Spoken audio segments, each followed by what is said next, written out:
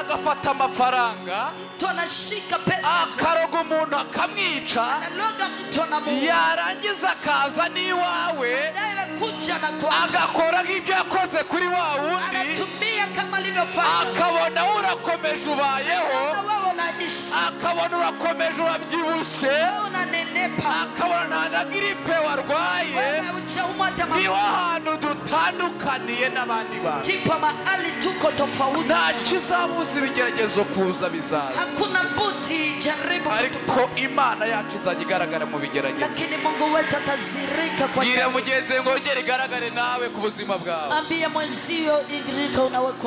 tuzamurira Imana icyubahiro amen.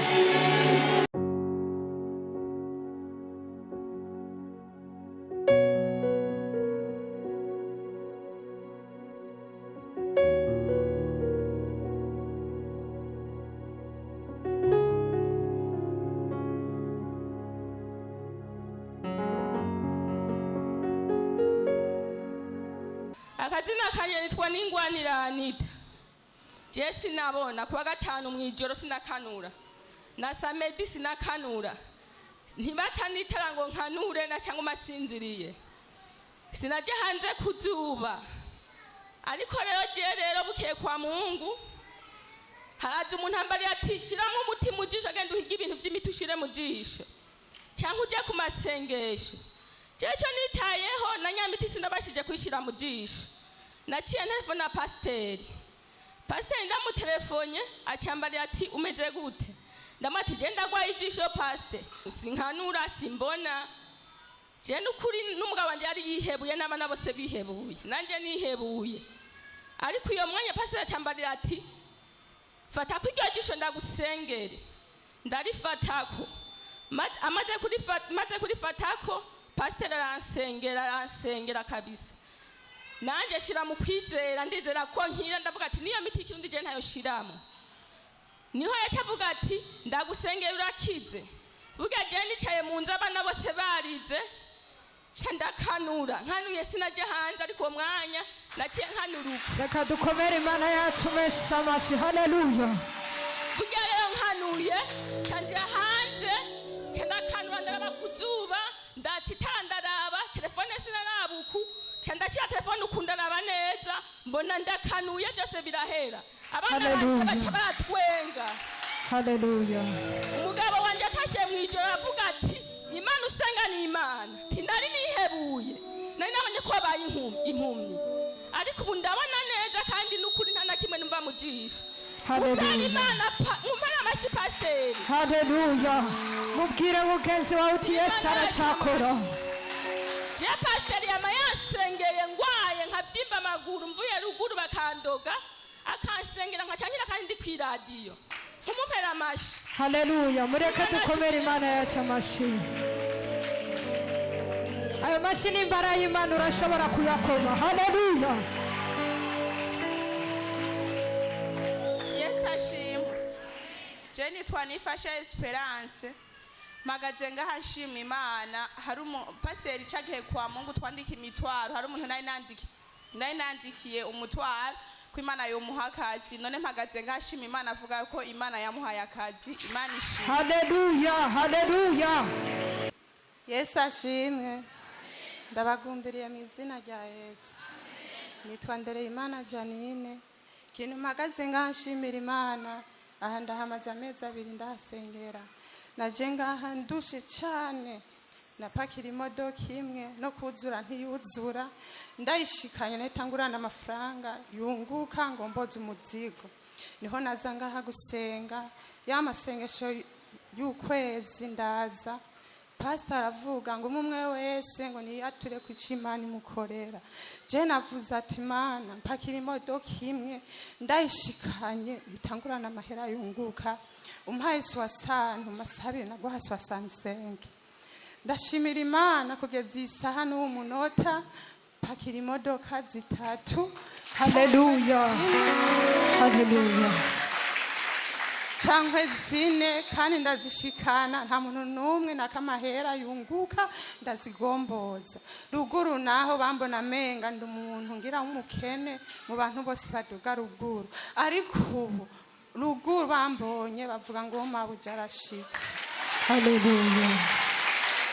Ibyo byose ndabishimira Imana yo mu ijuru kubona Imana yarankuye kw'inyatsi ikankura ko agasuzuguro k'abadayimoni ikankura ko agasuzuguro n'akabana b'abantu. Haleluya. Ibyo byose ndabishimira Imana yo mu ijuru. Ikindi nshimira Imana nshikanye ibyo bintu ndimo ndabidandaza bavuga ngo ndandariza ku miti bakaza bakambaza ngo none wewe ngo hano hakuyidawa ngo urasubirayo ndabati muraza tugende mu cibitoki mu Ngagara ndabereke yo nakuyidawa nukuri bene data iyi saha n'umunota abantu bose babona ndandaza uri hajya yagana ugwara ngo ndandariza ku miti je ndabati je n'imbere y'Imana ntacyo niyagiriza aya n'amavuta nakuye hariya kwa Richard. Haleluya. Ukuri kene kintu nshimira Imana yo mu ijuru ndashimira n'umudamu wo ngaha yanzanye asengera ngaha nawe nyene Imana imuhezagire. Ikindi kintu ngomba gushimira Imana nambara abantu babonye ubuzima ninjiyemwo baduhaye ishano twese n'abana. Nukuri ndashimira Imana yo mu ijuru naguma ndibwa abana bagwara sinarinzi ibyo tugwaye. Niho haza umuntu arambere ati we kungene mbona wahindutse uragenda urabe ko atari ishano mwariye gesanga twese twarishana. Nukuri ndashimira Imana yo mu ijuru kuko twarakize nta bintu y'ikirundi twagumye tunywa amazi asengeye. Amen. Ndashimira Imana yo mu ijuru abumvise gushima kwanje Imana ibahezagire. Haleluya. Yesu ashimwe. Kazina kanje nditwa Mukeshimana Shantari. Nje ngaha nshima Imana ko bitangaza yadukoreye.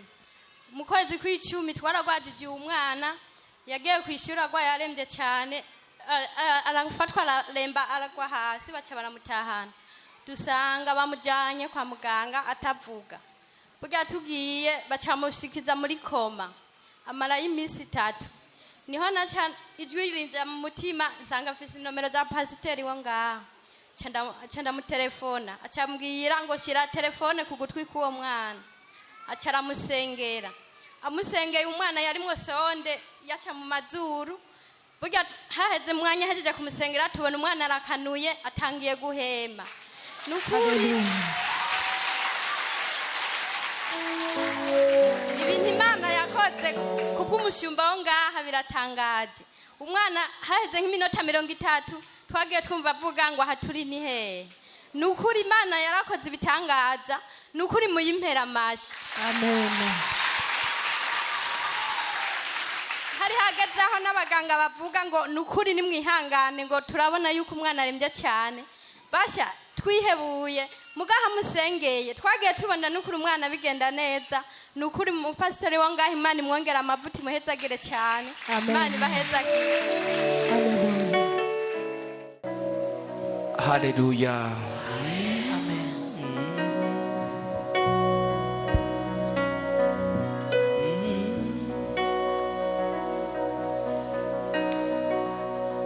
Data wa twese uri mu ijuru, Baba yatuliye mbinguni, izina ryawe ryubahwe, jina lako liheshimiwe, ubwami bwawe buze, falme wako uje, icyo ushaka kibe mu isi nk'uko kiba mu ijuru. mapenzi yako afanyike duniani kama mbinguni. Uyu mwanya mukize mu biganza byawe. Muda huu ninaweka mikononi mwako. Ndagushimiye kuri kumwe natwe Asante maana uko pamoja nasi, kandi ugiye kugaragaza imirimo n'ibitangaza. nenda zirisha ishara na miujiza, Buri wese ugiye kumugirira neza kila mmoja unaenda mtendea vema, mu izina rya Yesu. jina la Yesu. Amen. Amen. Dusome ijambo ry'Imana Tunasoma maneno ya Mungu muri Yoweli ibice byaho 3 katika kitabu cha Yoweli sura 3 umurongo waho wa 16 n'umurongo wa 17. mstari wa 16 hadi 17. Yoweli 3:16 17. Yoweli 3:16 17. Tugiye gusenga. Tunaenda omba.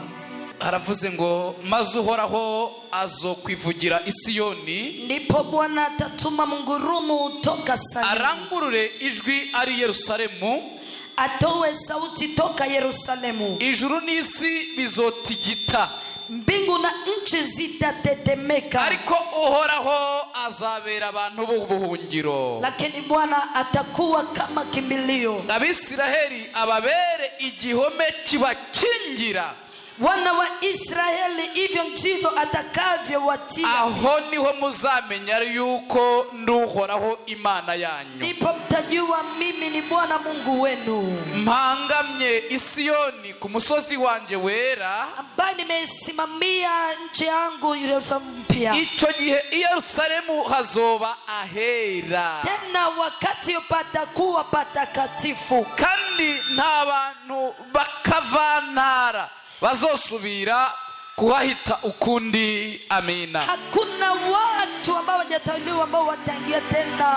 Amen. Twongere dukomere Imana amashyi menshi cyane. Pigia Bwana makofi mengi.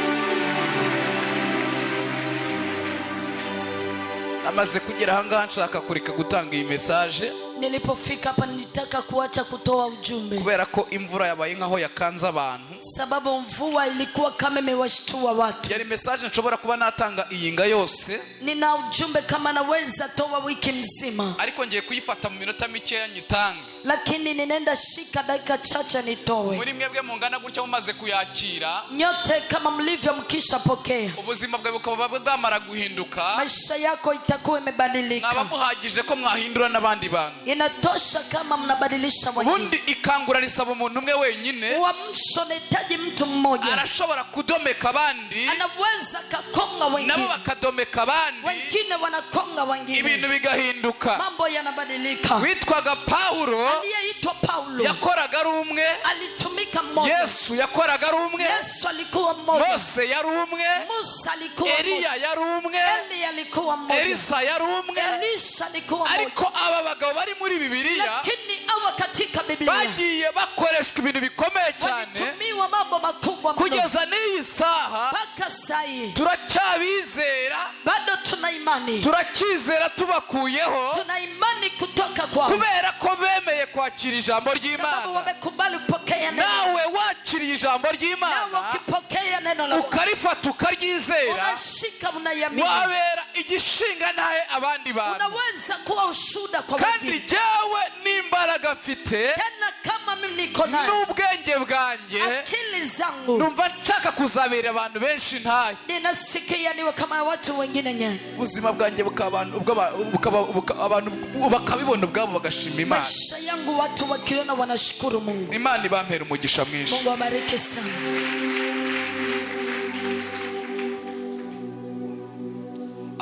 Uyu munsi ndaza kuza kuvuga kuri ba ambasaderi babiri. Leo nitaongea juu ya wakilishi wawili. Bundi igihugu kigira umwambasaderi, Kawaida kila nchi ina mwakilishi. uwo mwambasaderi abagomba gukemura ibibazo cyangwa se ingorane umunyagihugu ashobora kugira muri icyo gihugu. Na huyo mwakilishi anaweza tatua shida ama matatizo ya mwananchi. Imana nayo ifite abambasaderi bayo, Pia Mungu ana wakilishi wake. Satani nawe akagira abambasaderi bayo. Pia shetani ana wakilishi wake. Imana iyo ikoresha abambasaderi bayo, Mungu akitumia wakilishi wake, Satani nawe akoresha abambasaderi biwe, pia shetani anatumia wakilishi wake. kugira ngo ubone hari ikintu gishoboka, Ili mambo yawe vizuri, nuko hariho imbaraga ziba zananijwe, sababu kuna nguvu zimepigwa, kugira ngo umugisha wawe ukubeho. ili baraka zako ziambatane nawe. Hari umwana w'umukobwa waje ahangaha, Kuna binti mmoja alifika hapa, yari hari inyuma ndimo ndasenga, ngezeyo nilikuwa nyuma nilipoomba, nari ndi hano kuri podium, nilikuwa kwenye madhabahu, ngiye kumva numva ukuboko kuramfashe, nikasikia mkono unanisukuma, kurankuruye ariko sinabonaga uwo ari unkurura, unanipeleka, sikujua ni nani. aranjyana ngeze hari inyuma, Akanifikisha huko nyuma, sanga hariyo umwana wari wambaye uniforme za kake. nikapata kuna binti alivaa kaki, Uyu mwana yari arimo arajugumira imbaraga zamufashe, alikuwa akitetemeka, mtoto alikuwa kwa nguvu murambitse ikiganza aratangura arasaba baramufata baramuzana ahangaha. Niliponyosha mkono akaletwa hapa. Turiko turasenga rero Baada ya kuomba abadayimoni bamuvugiramo. kuna nguvu za kimapepo ziliongea. Baravuga ngo ntabwo tumurekura. Wakasema tumwachie. Ntabwo turi bumurekure. Hatutamwachia. Kubera iki mutamurekura? Sababu gani kutomwacha? Avuga izina ntarimo ndibuka aravuga ngo yahomba. Akasema jina nakumbuka anaweza. Tumurekuye akaza afite yagatakaza. Tukiwatoa atafirisika kwa kazi yake. Nuko birangije ndavuga ngo mumurekure. Nikasema achia. Baravyanga. Wakakataa. Mbabazi izina ryiwe babanza kuryanga barimbwira hanyuma. Wakakataa kutamka jina baadaye wakasema. Hanyuma mu nyuma rero baza kumuvamo. Wakamwacha. Bamaze kugenda. Walipoenda. Mu nyuma baravuga ngo ariko bazagaruka. Wakasema watarudi. Kubera ko ko Satani abesha. Sababu najua shetani ni Mungu. Atavuga ukuri. Hawezi akasema kweli. Nizera ko bagenda batazagaruka. Kamini kwamba hawatarudi. Iyo rero umuntu ari muri buno buzima. Wakati mtu iko katika maisha. Iyo ubonye umugisha w'Imana. Wakati unaona baraka za Mungu. Hariho abambasaderi baba bakoreshwa kugira ngo umugisha ukugereho. Kuna wakilishi wanatumiwa wakunyang'anya. Iyo ubonye ibyago bikugezeho. Ukiona matatizo yanakufikia. Hari abambasaderi ba Satani baba bakoreshwa kugira ngo ibyo byago bikugereho. Kuna wakilishi wa shetani wanafanya mambo ya kufikie. Hanyuma rero iyo umuntu ari muri ubwo buzima ataramenye izi mbaraga. Kama mtu iko katika maisha hajagundua hizi siri. Biramugora kugira ngo agire icyo ageraho. Ni vigumu kuelewa kufika kwa jambo. Uyu munsi rero katika siku ya leo abantu badukurikiye kuri kamera. Nyinyi mnatufuata kwa kamera. Ndaza kubigisha ibintu bibiri. Ninawakuja kuwafunza mambo kandi mawili. ibi bintu biraza kukugira umumaro mu buzima bwawe. Tena ya mambo yatakuwa na faida kwa maisha yako. Uko bwije nuko bukeye. Sisi nakuja na unaingia. Genda ntangarira Imana. Naenda na mshangao Mungu. Hari ibyo Imana imishurira. Kuna wakati Mungu ananifunulia. Ngasanga ibyo nakoraga nta kigenda. Kile ambacho ninakifanya kuna. Imana ni imishurira uburyo ngenda nsengamo. Akinifunulia vile ninaomba. Ngasanga uburyo nasengaga bwari faible cyane. Ninakuta nilikuwa kwa udhaifu sana. Ngasanga uko Imana imishurira byo bifite imbaraga. Nakuta kile Bwana ananifunulia ndiyo na nguvu. Imana ihabwa icyubahiro. Ni hambe. Abambasaderi ba Satani bari uburyo butatu cyangwa se uburyo bune. Wakilishi wa shetani wana aina 3 ama 4. Mu yandi magambo bakora uburyo bune. Uwa wanatumika kwa aina moja. Ariko uwo bakorera ni se Satani. Lakini wanamtumikia na baba yao shetani. Abambasaderi b'Imana rero bakora mu buryo bumwe bwonyine. Wakilishi wa Mungu wanatumika kwa aina moja. Bakora bate rero? Uwa wanafanya kazi je? Abambere wa kwanza n'abantu bashobora gufata bashobora kujya ku mupfumu. Ni watu ambao wanaweza hata kwa mganga wa kienyeji. Shobora kuba ufite umubanyi wawe. Inawezekano na jirani. Shobora kuba ufite uwo mugendana. Inawezekano na rafiki. Shobora kuba ufite umuntu muhorana mu buzima bwa misi yose. Inawezekana kuna yule mnazoeana kwa maisha. Igihe ashatse kukugirira nabi. Wakati anahitaji kutendea vibaya. Arahita agenda ajye ku mupfumu. Lazima aelekee kwa mganga wa kienyeji. Abwira umupfumu ati runaka. Amwambie mganga fulani. Ndashaka kumugenza ukunuku. Nahitaji unitengenezee. Hanyuma rero umaze kumubwira utyo. Baada ya kumwambia. Hari ibyo agusaba bivanye n'ikibazo ufite. Kuna vile atakuomba sawasawa na shida uko nayo. Hari ibintu bigera mu 8. Kuna mambo kama vile 8. Aba bapfumu basaba abambasaderi ba Satani. Awa waganga wa kienyeji wanaomba wakilishi wa shetani. Icyambere basaba. Kitu cha kwanza wanaomba. Basaba amafaranga. Uwa wanaomba pesa. Icya kabiri basaba inzara. Ya pili wanaomba kucha. Cya gatatu bakenera umushatsi. Ya tatu wanahitaji nywele. Cya kane bakenera amaraso. Nyingine wanahitaji damu. Icya gatanu bakenera impuzu. Nyingine wanahitaji nguo. Icya gatandatu bakenera ifoto. Ya 6 wanahitaji picha. Ikindwi bakenera izina. Ya 7 wanahitaji eko jina. Cy'umunani ndaza kukibuka ndakibabwira. Ya 8 nitakumbuka nitawaambia. Imana iduhana umugisha. Mungu atubariki. Ngiye kubabwira ibi bintu rero. Ninataka niwaelezea ya mambo. Iyo umuntu ashaka kukugirira nabi. Kama mtu anahitaji kutendea vibaya. iyo atwaye umusatsi wawe, wakati anaichukua nywele yako, uyu musatsi awutwara ryari? nywele huwa anachukua saa gani? Igihe uri muri saro uri muri mwesha, wakati uko saluni unajishevesha, mushatsi kuva burya ashobora kutwara ile nywele anaweza chukua. Igihe uryamye, wakati unalala, abantu benshi bajya bakunda kubamwa bakabyuka bagasanga babamoye, huwa wanamka wanajipata nywele zimengoka. buriya rero bariya abantu bamwa, wale watu ambao wanawanyoa baba bari n'abanyamugisha, huwa ni wabarikiwa, kuko abenshi barabamwa ntibabimenye. sababu wengi huwa wanawanyoa lakini hawatajua. Umuntu ashobora kugutwara umushatsi nkuko akawutwara, anaweza chukua nywele anachukua, wewe ukabona ko umushatsi ukiriho kandi yarawutwaye kera. unaona nywele ipo kumbe imechukuliwa. Iyo rero wagize amahirwe ubona ko yawutwaye, ukipata neema ya kuelewa amechukua, cyangwa no muri saro ugasanga yawugutwaye, ama saluni imechukuliwa. rero iyo umupfumu amutumye umusatsi, kama mganga wa kienyeji amemtuma nywele, hari ibintu bine aba ashaka kugukorera. kuna mambo manne anahitaji kutendea. Icyambere, bantu bajya barwara imitwe idakira, ya kwanza wanaumwa kichwa sio ishi, ukanywa ibinini ejo ukongera ukagaruka, unaumia leo kesho inarudi, umenye kutazakira umusatsi wawe barawujyanye ku mupfumu. jua hautapona, nywele imepelekwa kwa mganga. Kigira kabiri, ya pili, iyo umupfumu ashaka kuguteza indwara y'ebisazi, akitaka kutupia magonjwa ya gisha, akoresha wa musatsi wawe. anatumia zile. Iyo umupfumu ashaka kugira ngo abantu benshi bakunda kugira ikintu cyo kwibagirwa, kama una magonjwa ya kusahau, ukaba uri umuntu wibagirwa cyane, unapoteza kumbukumbu mara nyingi, umupfumu aba afite umusatsi wawe. ganga wa kienyeji ana nywele. Cyangwa se ukaba uri umuntu wabuze ubwenge, ama ni mtu umepoteza akili, warayayutse mu mutwe ukumva nta bwenge ugira, umepau kichwani hauna akili. ubwenge bushobora kuba bwatekereza ukagira ibyo ugeraho, inaweza sababisha akili ufike mahali kuburyo ushobora kwiyumvira ibintu bikomeye, ili ufikirie mambo makubwa. icyo gihe umushatsi wawe uba waratwawe. Iyo wakati nywele huwa zimechukuliwa.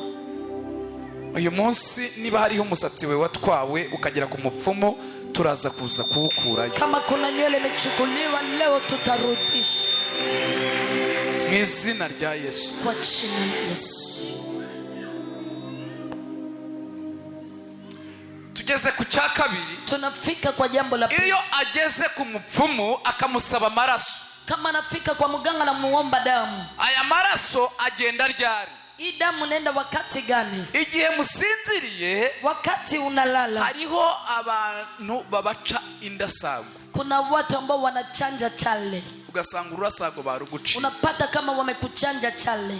Nanjye ejo bundi beretse kurunca, pia na mimi juzi wamenichanja chale. mushobora kuvuga ngo ntago twebwe ngo ndakomeye ngo rigeze biki ngo ndazenga, kugucura urasago nta ni ibintu bisanzwe. Kuchanja chale ni kawaida sana. Kurya icyano ni ibintu bisanzwe. Ni kawaida mno. Kurogwa nk'abandi ni ibintu bisanzwe. Kuroga kama wengine ni kawaida. Ibintu byose bibi bitugiraho ni ibintu bisanzwe. Yote vinatufikia ni kawaida. Mugabo ikiza gihari, lakini kikubwa nuko abaturoze ni kwa sababu waliotuloga babona tugihagaze ntacyo twabaye, wanaona tunasimama tuna tatizo.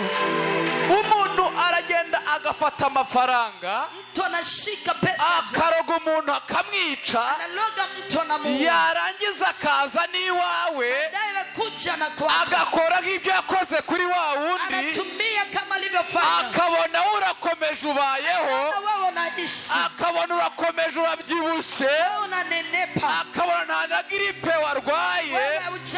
Niho hantu dutandukaniye n'abandi bantu.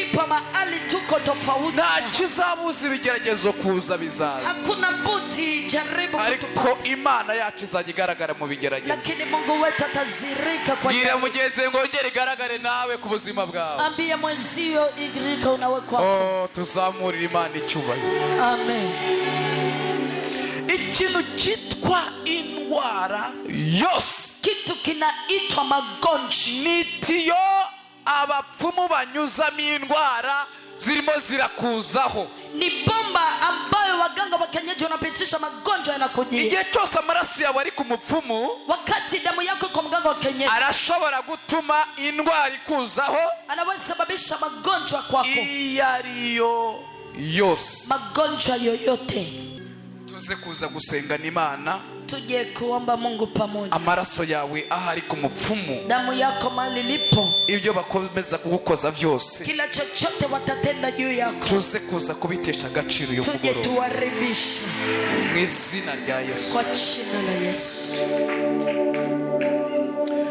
Iyo umupfumu yagutwaye impuzu, Kama mganga amechukua nguo yako, impuzu yawe ikaba yaragiye, nguo yako inakuwa imepotea. nababwiye ko nanjye umupfumu umurozi yankatiye ishati, Nimekwambia mfumu na hata mchawi amekata nguo. nanze kuyishonesha n'iyi saha murabibona ko bikimeze nk'uko. Nilikataa kushonesha mpaka saa hii unaona.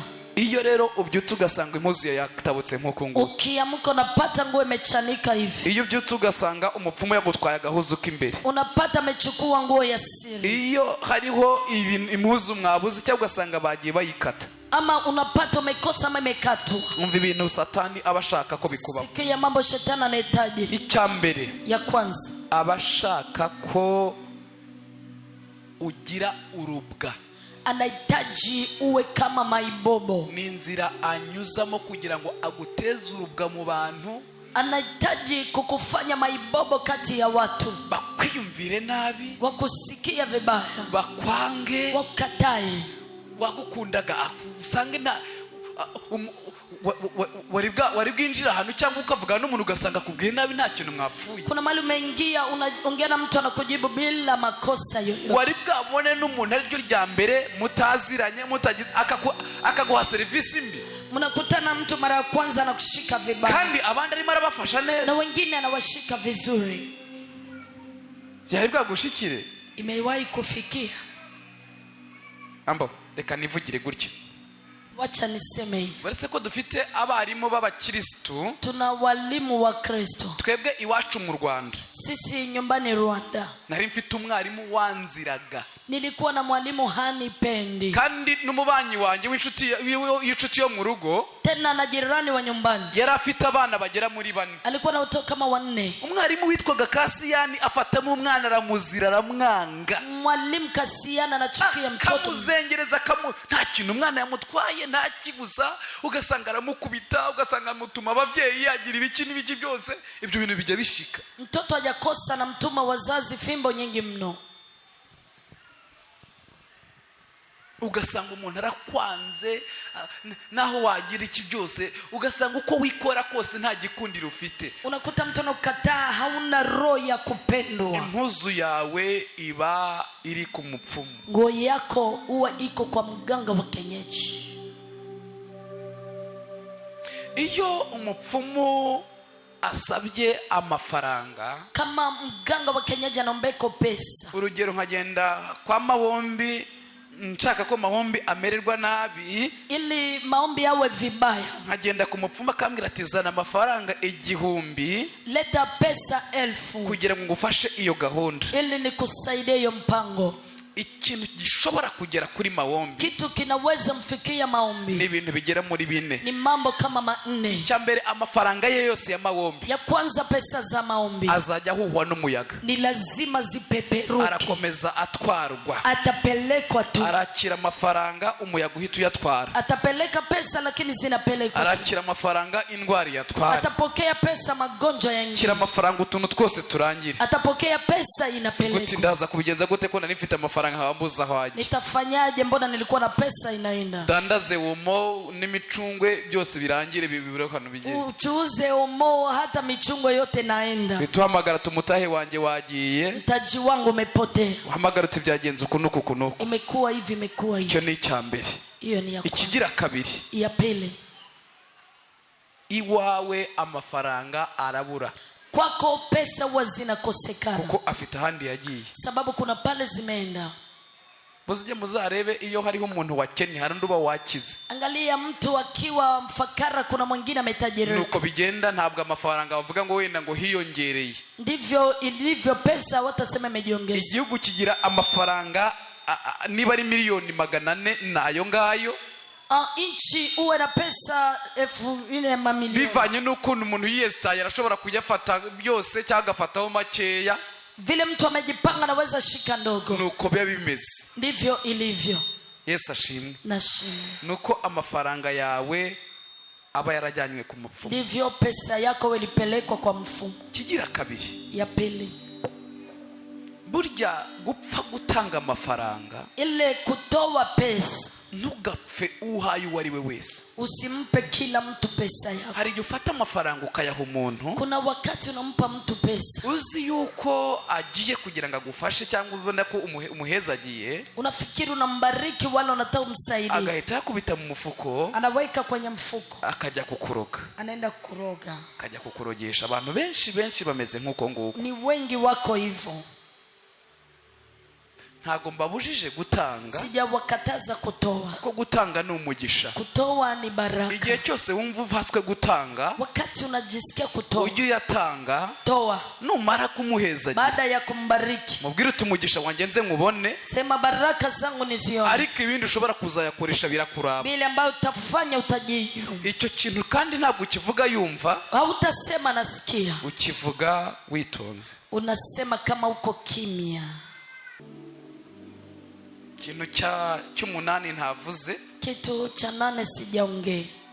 Bajya batwara umwanda mutoya. Uwa wanachukua choo ndogo. Umwanda mutoya rero bajya bawutwara. Kera hari ukuntu twajyaga tujya mu cyaro sinzi niba bihari. Sijui kama hapa mjini viko. Umuntu yamara kwihagarika agahita atama amata akagira.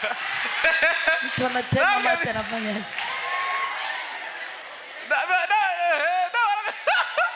Warabikoze.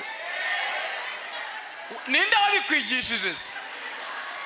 Wagiye ubona abandi babikora nawe ukabikora. Bariya babikora bafite ahantu babikuye. Na wengine wana mali wametoa. Hari wabikwigisha ni wabibonye abandi babikora nawe ukabikora. Kuna wengine wamefanya nao ni hivyo. N'abahanga bari bazi yuko bawutwara. None yagize gatama amatengo ngo kare. Bawukorera ko cyane barawutwara. Wakifanya hivi na wanachukua. Yesu ashimwe. Nashimwe.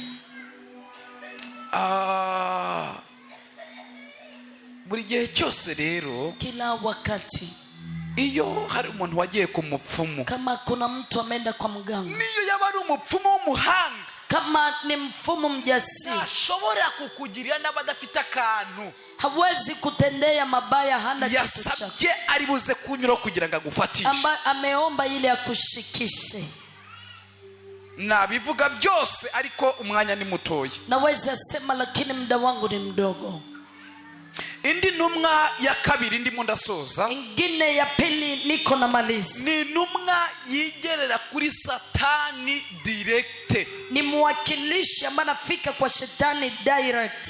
Ni umuntu ugenda kigerera kuri Satani bakibonanira. Ni mtu anafika macho kwa Shetani. Uwo muntu afata ubuzima bwawe akabushyira Satani. Uyo mtu akishika maisha yako anapeleka mbele ya Shetani. Ukabutakaza. Wewe unapoteza. Uwo muntu afata akazi kawe akagashyira Satani. Anashika kazi anapelekea Shetani. Wowe ukagatakaza. Wewe unapoteza. Uwo muntu afata inshuti, ubushuti ufitanye n'umuntu, urafiki ulikuwa na mtu, akabujyana kuri Satani. Anapeleka kwa Shetani. Wowe icyo warufite ukagitakaza. Unapoteza kile ambacho ulikuwa nacho. Ntihazagira ubabeshya.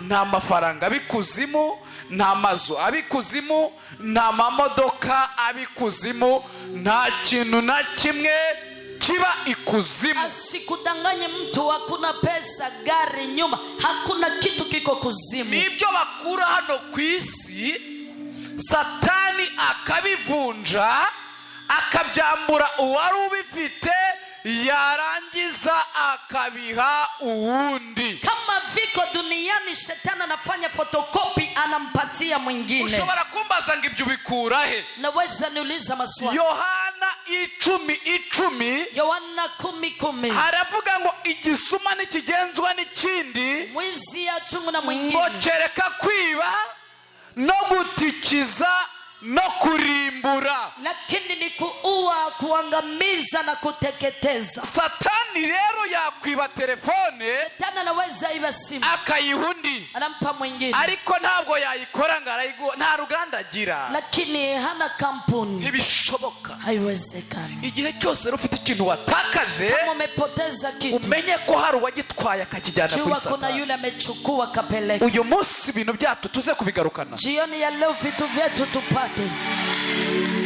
Bandi baho umugisha. Tugeze ku ntumwa rero ya gatatu. Tunafika kwa habari ya tatu. Kandi umenga iyi ntumwa yoyo irakomeye. Tena ni kama ni nzito. Dusenga Imana. Tuombe Mungu. Numva nshaka kuzabitegura iyi nga yose. Urumva ndimo ndagenda mbicagagura. Nasikia niandae wiki nzima, niko na katakata. Iyi ntumwa ya gatatu rero. Hii mwakilishi wa tatu. Ushobora kuba wicaranye nayo. Unaweza kanai. N'abantu bumva ko ugiye gutera imbere, n'abantu bumva imigambi yawe ufite, n'abantu bumva ikimana ikuvugaho, bagahita bagenda ku musozi bagasenga bugaza ibyabo. Ni watu wanasikia Mungu atakuinua, Mungu anaenda kutendea vyema, wanapanda mlimani kukuongea na Mungu visifike. N'umuntu ushobora gufata amasengesho y'iminsi 3 seka atarya tanu, anaweza shika maombi ya siku 3 hali hanywi. Yumvisha ko ugiye kurongorwa akajya kwisonzesha ngo nturongorwe. Yumvisha ko hari ibyiza ugiye kubona agahita agenda agasenga akabyugaza akabifunga. Akisikia nataka uleo natainuliwa anaomba afunge. Iyi niyo ntumwa ya gatatu ya Satani. Hiyo ndio mjumbe wa tatu. Dore rero ikibazo gihari rero. Ona shida ipo.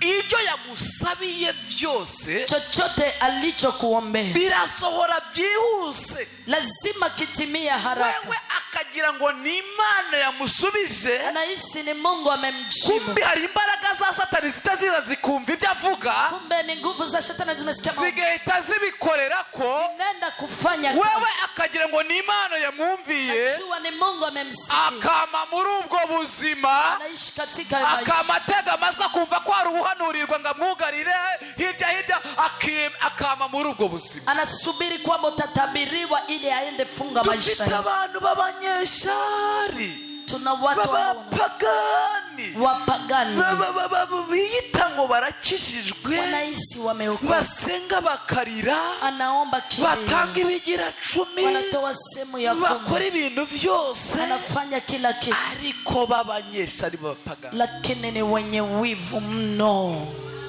Yakumva ishengero nyinshi barimo baravuga ngo umurozi, ngo hano ngo harimo umurozi, umurozi. Burya abantu bafite umwuka w'imwemu baba barimo barabona, wasanga uretse usibye itana ryo batarimo, wasanga ubundi kuva kumanuka hariya kugera hose, wasanga bose baba baribo ari baba babona, ariko ndimo ndabona mwebwe mutarimo, mubabarire cyane, muntera amabuye mwuka, msinipige mawe nyenye hammo. Abarozi baba bahari, wachawi huwa wapo, bugari ibintu byacu, wanafunga vitu abo nibo bambasaderi ba gatatu ba Satani, ambao ni watumishi watatu wa Shetani. Nuko tubayeho, ndivyo ambavyo tunaishi. Haleluya, amen. Yesu ashimwe. Nashimwe. Mbaza uti se nasenga nte? Niulize mimi naweza omba nani? Mbaza uti mbega profeti byuvuze nabigenza gute kugira ngo ntandukane nabo cyangwa mbakire? Je, nabii nifanyeje ili niachane nao? Ntabwo amasengesho usanzwe usenga ashobora kugira icyo ahindura. Maombi yako haizibadilisha chochote. Dore ikintu gikorwa, kitu kinafanyika. Urwanya abantu ba Satani ukarwanya na se wabo. Unapiga mtu wa Shetani na baba yake. Urahagarara ukavuga ngo, unasema ndarwanije abantu banzengereza, ninapiga wanaonipiga vita, ndetse na se Satani, pamoja na baba yao Shetani. Ubundi Yesu ashimwe. Ndakunda leta. huwa ninapenda sana bene nk'abo bantu bundi leta irabafunga kama hao inawafunga mu buryo bw'umwuka rero katika hali ya roho natwe turashobora kuba twafunga tunaweza funga kandi na mwijuru bakabarafunze na mbingu pakafunga birashoboka inaweza jambo riravuga ngo icyo muzugara mu isi neno nasema mtakafunga dunia no mwijuru kizabacugaye na mbinguni kitafungwa uragomba guhagaruka uvuga ngo ndarwana abantu bananiza ndabananije kandi ndarwanya na se satani niryo sengesho rigira umumaro kubita abantu ugakubita na satani abakuzengereza bose mu izina ryande rya Yesu. Unaweza ukapiga watu na baba yao shetani unasema ninampiga na baba yao wote wanakuacha kwa jina la Yesu. Niba hari umuntu ushobora kumva ko ibintu mvuze byamurebaga nave hasi turwane na kama kuna mtu anaona kile kinamwangalia hasi dusenga n'Imana simama tuombe Mungu zamura ibiganza byawe inua mikono yako vuga uti mwami Yesu Bwana Yesu ndarushe nimechoka satani n'abakozi be ndabarambiwe shetani na watumishi wake ninangoa maze igihe kinini mu buzima budahinduka nina muda katika maisha yasiyobadilika hari imbaraga zananije kuna nguvu zimenipiga vita jambo ryawe rirambwira ngo murwanye satani nawe azabahunga neno lako linaniambia mpige shetani atakimbia ndarwanije satani n'abantu be ninapiga shetani na watu wake ndarwanije satani n'abakozi be napiga shetani na watumishi wake kizamuye ibiganza gato baada ya kuinua mikono hariho inzoka igira amabara kuna nyoka ambayo ina rangi mu kinyarwanda tuyita ngo ni impiri watu tunaita impiri ni inzoka iba ari ngufi ni nyoka fupi igira igitwe kinini cyane huwa ina kichwa kinene iyo uyishe kama unaiua zanyo zivamo zihinduka nayo inzoka mivunyu kitoke na badilika nyoka bisaba kugira ngo uyice unayiturire inahitaji uwe na uchome abakozi ba satani watumishi wa shetani abarara bagenda wale ambao wanatembea abarara bakinda ambao wanalala wakiwanga abo tugendana wale ambao tunatembea mu nao buzima bwa misi katika maisha kila siku tugiye gusenga tubananize nenda omba tuwamani zamura ijwi ryawe utangure gusenga inua sauti yako onsa omba nicyo kintu dutandukaniho n'ayandi mashengero hiyo kitu tuko tofauti mumaze kumenya kwisengera umejua iyo kujua dutanguye gusenga ujye utuzamurira volume cyane wakati tunaanza omba inua volume tangura usenge cyane nkumve anza kuomba koresha amaboko yawe tumia mikono yako mu izina rya Yesu jina la Yesu aya maboko twahawe ntabwo ari ayo kwikorera imizigo tuko na sia kujitwika mizigo ntabwo ari ayo koza amasahani sia kuosha vyombo ntabwo ari ayo kurima gusa ni nayo kugarukana ibyacu kurejesha vitu vyetu mu izina rya Yesu jina la Yesu ndashaka kubumva muzamura ijwi ryanyu sikio kinua sauti hari abakozi ba satani kila watumishi wa shetani bakuzengereje ambao wamekusumbua bakugiriye nabi wamekutendea vibaya mu izina rya Yesu kwa jina la Yesu senga cyane omba sana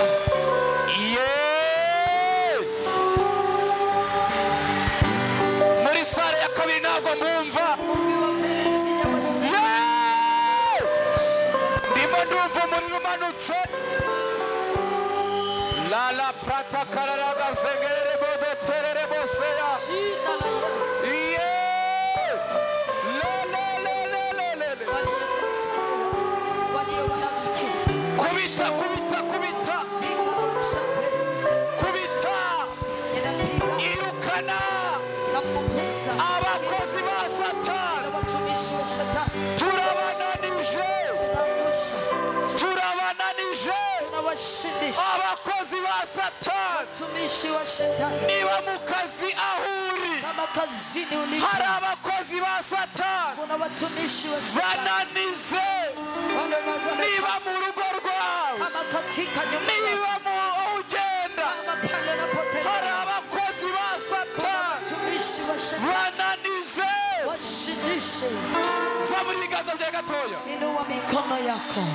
Reka mama kuri mutari muzi. Acha nikwambie. Zamura ibiganza gatoya. Inua mikono kidogo. Uceceke gatoya. Nyamaza kidogo. Uziko umuntu witwaga Yakobo. Unajua aliyeita Yakobo. Yabyaye abahungu 10. Alizaa wajane 10. Muri bana abahungu 10. Pamoja wajane 10. Abyaramo abakozi ba Satani. Akazaa watumishi wa Shetani. Abyaramo n'umukozi w'Imana umwe. Pamoja na mtumishi wa Uwitwaga Yosefu. aliyeitwa Yusufu. Yari umukozi w'Imana. Alikuwa mtumishi wa abandi bose wengine wote bari abakozi ba Satani. walikuwa watumishi wa Dore Shetani. ikintu gihari rero. Kitu ambacho kipo. Abakozi ba Satani. Watumishi wa Shetani. Bashobora kuba nawe muvukana. Wanaweza kuwa wandugu zako. Abakozi ba Satani. Watumishi wa Shetani. Bashobora kuba nawe muturanye ari ababanyi bawe. Wanaweza kuwa jirani yako. Bashobora kuba ari abo mugendana. Wanaweza kuwa rafiki wowe zako. rero abukeka Hali ambapo na wazii. bashobora no kuba atari bo. Wanaweza kuwa si abo udakeka bakashobora kuba ari bo. wanaweza kuwa si penyewe. Hamagara umuriro w'Imana. Ita moto wa Mungu. Ububwire ngo ibintu biri ku buzima bwanjye bitari mu bugombe bwawe. Kitu kwa maisha yake sio mapenzi. Uyu mugoroba bishe. Jioni ya leo kiungue. Senga. Katika biashara yako. Ichomeke katika nyumba yako. Ichomeke katika ndoa yako. Ichomeke katika kizazi chako. Ichomeke katika safari yako. Ichomeke katika kundi lako. Ichomeke katika kanisa lako. Ichomeke katika watoto wako. Ninachoma. Ichomeke katika uzazi wako.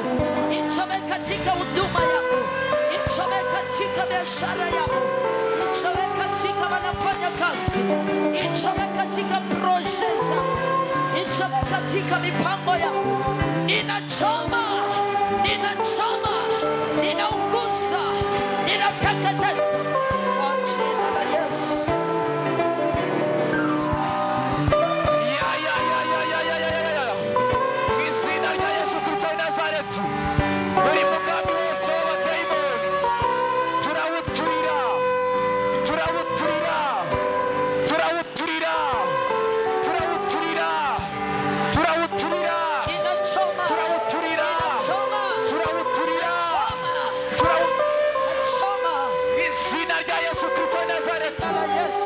Satani yagambiriye ku buzima bwawe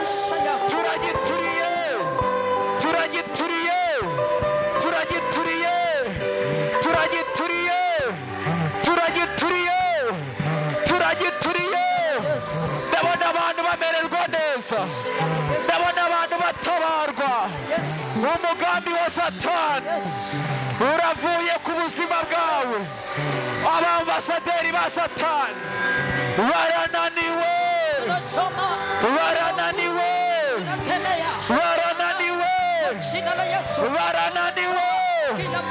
Dore umuriro w'Imana. Wa muriro wamanutse ku bwa Eliya. Urongeye uramanutse muri aya materaniro.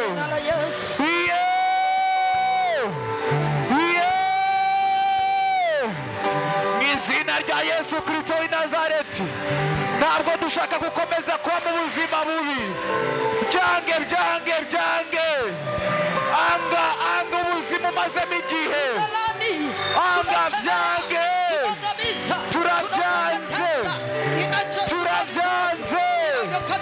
Mw'izina rya Yesu. Vinavyopokonya mali yetu, vinavyokamata vitu vyetu, tunachoma, tunaunguza, tunakemea, tunateketeza kwa jina la Yesu. Damu ya Yesu, choma.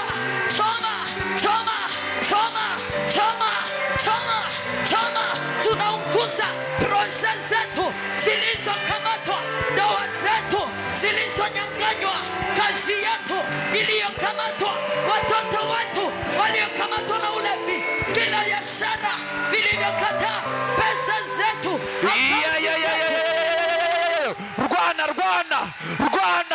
Rwanirira abana bawe, rwanirira akazi kawe, rwanirira ibyawe byagiye, ibyawe Satani yatwaye. Bigarukana uyu mugoroba, ubwira Satani ngo ndagarukana ibyanjye. Garukana ibyawe Satani yatwaye. Kwa jina la Yesu tunarudisha vilivyokamatwa vilivyoshikwa, vilivyonyanganywa, vilivyoshikwa mateka, tunanyanganya, tunarudisha, tunakamata, tunanyanganya, tunashika mateka kila cha kwetu ambacho kimepelekwa, ndoa zetu, amani yetu, usalama wetu, biashara yetu iliyokamata, tunarejesha, tunarejesha, tunarejesha kazi yetu, amani yetu, ndoa zetu, waume zetu, wake wetu, amani yetu, tunarejesha, tunarejesha, tunarejesha, tunarejesha, tunarejesha ya kwetu vilivyokamatwa, ndoa zetu. Zamura ibiganza vya mu kibanza cyawe.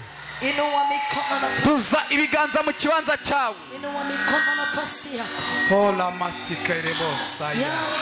Yesu. Fena madone ngereza muni. Ndiyo Bwana.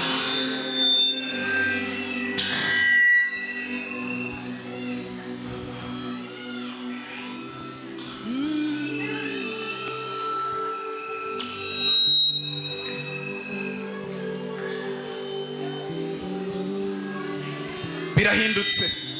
Mambo yanabadilika. Ibintu birahindutse. Mambo yanabadilika. Ibintu birahindutse. Mambo yanabadilika. Ibintu birahindutse. Badayimoni baramaramaye. Ibyo bakuroze bibaye ubusa. Ibyawe biragarutse. Ibintu birahindutse muri aya materaniro. Ibintu birahindutse muri aya materaniro. Birahindutse muri aya materaniro. Badukurikiye kuri kamera birahindutse. Imana yacu iradutabaye. Imana yacu iradutabaye. Ijambo twasomye ryatubwiye ngo Uwiteka azabera ubuhungiro abantu biwe. Birahindutse mu izina rya Yesu.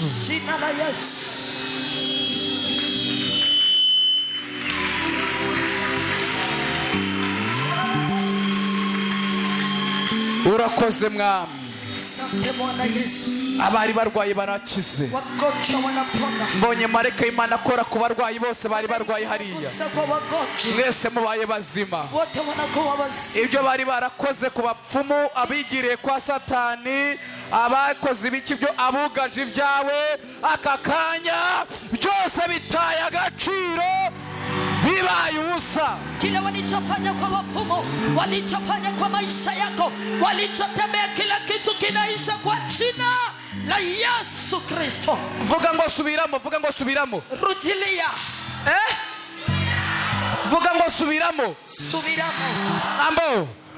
Niba hari ugaje ibyawe uyu munota bitaye agaciro mu izina rya Yesu.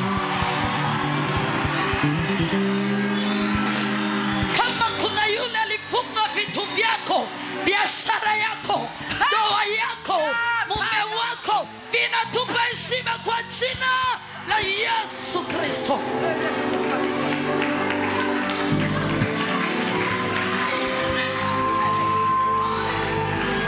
Icya kabiri, ya pili, niba hari umuntu wafashe ibintu byawe akagera kuri Satani direct, aka kanya marayika w'Imana turamurungitse agenda agere kuri Satani direct. Ibyo yakoze, ibyo bakwatuyeho, ibyawe byafashwe, turabinyaze, turabigarukanya mu izina rya Yesu.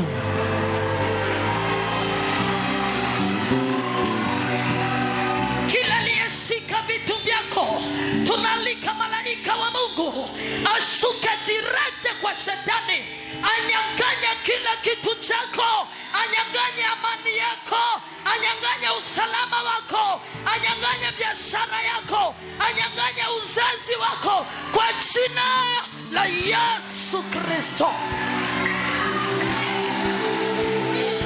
Icyagatatu, niba hari ibyawe byajyanywe ku mupfumu, bikaba ari inzara, amate cyangwa se ibindi byose byagiye ku mupfumu, umupfumu akabona akajya ko kukugirira nabi, uyu munota mu izina rya Yesu bitaye agaciro.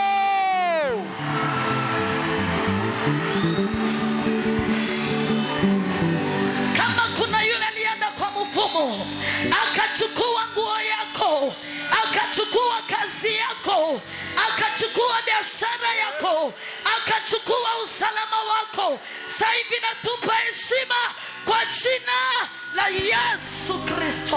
Oh Yesu ni inkoni yanje ngenderaho. Icyambu gikomeye nabuhu. Haleluya. Haleluya. Bivanye n'ibyo ndimo ndabona none aka kanya. Pamoja na yale ninayaona. Ndimo ndumva natangaza amatangazo. Sikia na waza toa tangazo. Ababuraga itiro mwongere murironke. Aliyekosa usingizi. Abari barabuze akazi mwongere mugahabwe. Abo bitashobokaga byongere bishoboke. Genda umererwe neza. Tunatoa tangazo.